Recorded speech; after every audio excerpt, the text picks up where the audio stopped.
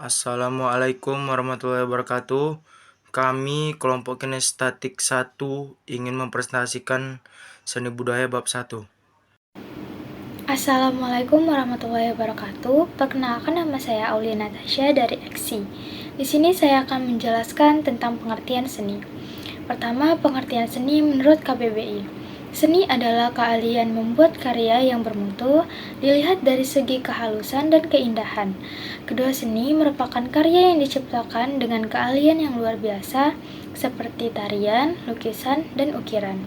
Yang kedua, menurut Ki Hajar Dewantara, seni merupakan perbuatan manusia yang timbul dari hidup perasaan dan bersifat indah, sehingga dapat menggerakkan jiwa dan perasaan manusia.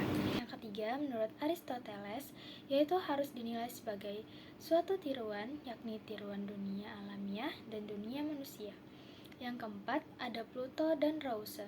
Pengertian seni menurut para ahli yang pertama berasal dari Pluto dan Rause. Keduanya menyampaikan seni merupakan hasil peniru alam dengan segala segi di dalamnya. Yang kelima, menurut Dr. Sumaji, seni merupakan segala manifestasi batin dan pengalaman estetis dengan menggunakan media bidang, garis, warna, tekstur, volume, dan gelap terang. Pengertian seni menurut Drs. Papa Iskandar. Seni merupakan hasil ungkapan emosi yang ingin disampaikan kepada orang lain dalam kesadaran hidup bermasyarakat atau berkelompok. Penjelasan: sebagai sarana komunikasi yang diungkapkan dalam sebuah karya sehingga dapat memberikan suatu bentuk pengalaman berupa kesadaran sosial bagi manusia dalam menjalani kehidupannya baik di skala kelompok maupun masyarakat luas. Pengertian seni menurut Gujaraningrat, seni merupakan suatu kompleks dari ide-ide, gagasan, nilai-nilai, norma-norma, dan peraturan di mana kompleks aktivitas dan tindakan berpola dari manusia dalam masyarakat dan biasanya berwujud benda-benda hasil manusia. Penjelasan Gujaraningrat menerangkan bahwa seni pada dasarnya adalah suatu ide atau gagasan yang timbul dari manusia yang kemudian diwujudkan atau direalisasikan dalam bentuk sebuah benda yang akhirnya disebut sebagai karya seni. Benda-benda tersebut akan memiliki sebuah ide, gagasan, nilai, norma, dan aturan sesuai tindakan berpola dari manusia dalam menjalani kehidupannya di masyarakat. Pengertian tari. Bila substansi tari adalah gerak, maka setiap orang bisa dikatakan akrab dengan tari. Dari sejak bayi, sudah terbiasa dengan respon auditif untuk kemudian bergerak seiring dengan irama yang didengarnya. Gerak imitasi dari anak kecil bisa terekam di dalam memorinya sepanjang seluruh periode kehidupannya. Di lingkungan yang membentuknya akan berpengaruh pada kemampuan kinetik dan kinestetik. Pola-pola gerak tari membawanya pada berbagai kebiasaan gerak dalam ranah ketaksadaran kolektif. Anak kecil yang senang mendapat hadiah dari orang tuanya, ia akan menari-nari menggerakkan seluruh tubuhnya di luar gerak biasanya. Ia sadar dalam menggerakkan tubuh sebagai pelampiasan emosi sekejap, yang memang dibutuhkan sebagai bagian dari faktor penyeimbang. Di sisi lain, ia tidak sadar dan gerak tidak sengaja dalam kegiatan sehari-hari. Menari-nari sekilas serupa tidak sama. Tari menurut Kamaladevi, yaitu suatu insting atau desakan emosi di dalam diri kita yang mendorong kita untuk mencari ekspresi pada tari. Kamaladevi Chattopadhyaya adalah seorang pejuang sekaligus tokoh reformis kebangsaan India yang sangat antusias mendorong kemajuan kesenian di negaranya.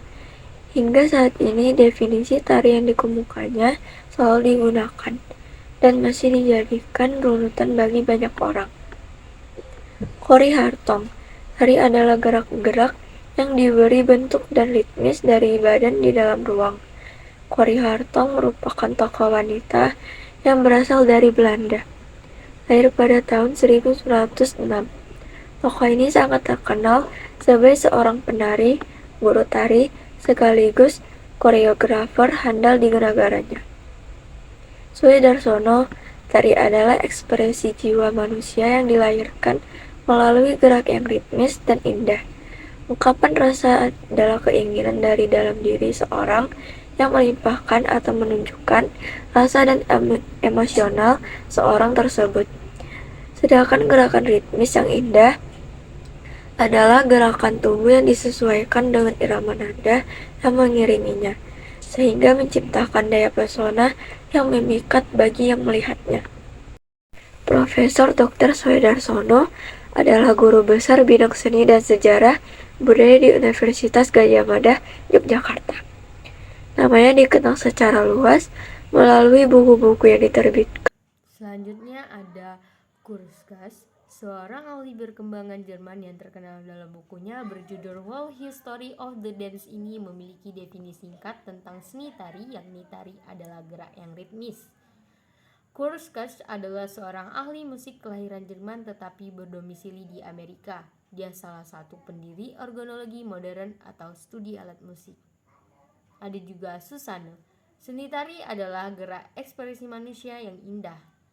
Susanne Katharina Langer adalah seorang filsuf, penulis, dan pendidik Amerika dan terkenal dengan teorinya tentang pengaruh seni pada pikiran.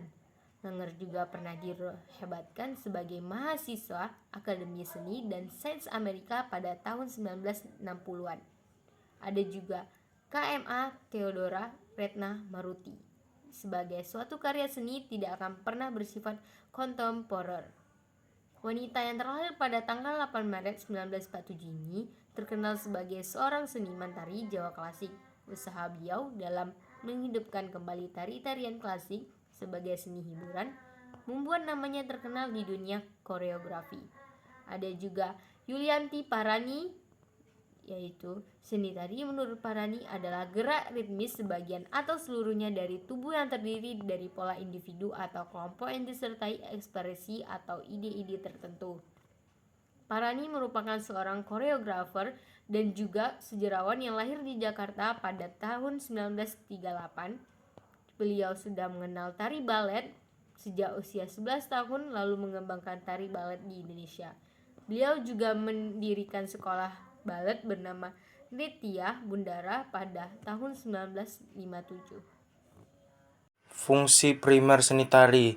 1. Kepentingan upacara ritual. Fungsi seni untuk kepentingan ritual berlangsung pada masa ketika peradaban manusia masih sangat terbelakang. Kecenderungan seni ritual masa lalu lebih menekankan pada misi dan dari fisik atau bentuk. Beberapa kaidah penyelenggaraan upacara ritual.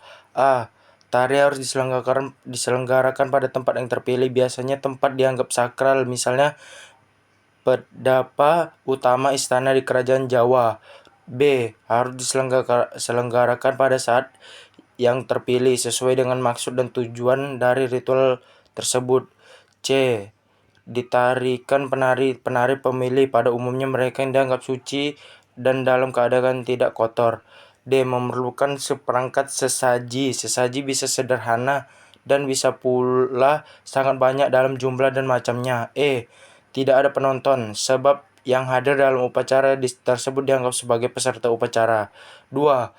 Sebagai hiburan pribadi. Tari ini disajikan untuk menghibur dirinya sendiri dan menghibur orang lain atau masyarakat. 3. Penyajian estetis dan tontonan. Tari ini disajikan untuk menghibur masyarakat dan mampu memberi kesenangan kepada seseorang atau kelompok yang berada di sekitar pertunjukan. Fungsi sekunder tari. Yang pertama, sebagai media pendidikan. Esensi seni tari sebenarnya tidak dapat lepas dari muatan edukatif. Apa yang tertuangkan melalui gerak tari merupakan sarana untuk mewujudkan tujuan untuk membentuk budi pekerti seseorang. Yang kedua, sebagai media industri. Fungsi ini lebih mengarah pada tujuan atau kepentingan tertentu untuk mendukung satu produk tertentu dan mampu memberi daya tarik pada produk yang ditawarkan. 3. Sebagai media terapi. Secara khusus, untuk memberi ketenangan batin seseorang yang sedang menderita secara psikis, dengan berulah seni, seseorang yang permasalahan atau tertekan jiwanya akan terobati.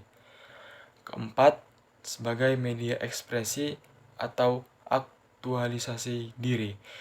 Kecenderungan fungsi ini merupakan perwujudan dari semboyan seni untuk seni. Tidak ada yang dapat mengganggu gugat ekspresi seni tari dalam penampilannya. Yang kelima, sebagai media komersial. Fungsi ini untuk kategori sebagai alat mendatangkan keuntungan, bisa dibuat menurut keperluan dan keinginan si pemesan. Sekian presentasi dari kami ucapkan terima kasih.